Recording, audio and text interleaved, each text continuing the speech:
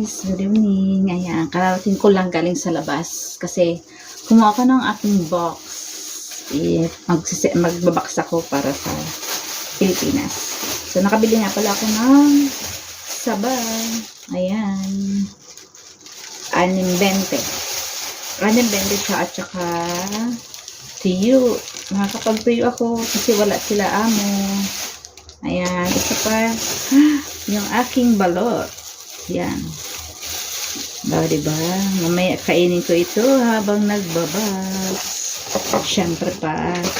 Ayan. Ayan, pinakita lahat. Pinakita ba lahat? So, yan lang guys. Magluluto ako ng tuyo. Yung ulam ko ngayong gabi. So, 7:30 na. Kasi karating ko lang eh. So, magluluto pa lang ako ng aking pagkain. Yan lang guys. Bye-bye.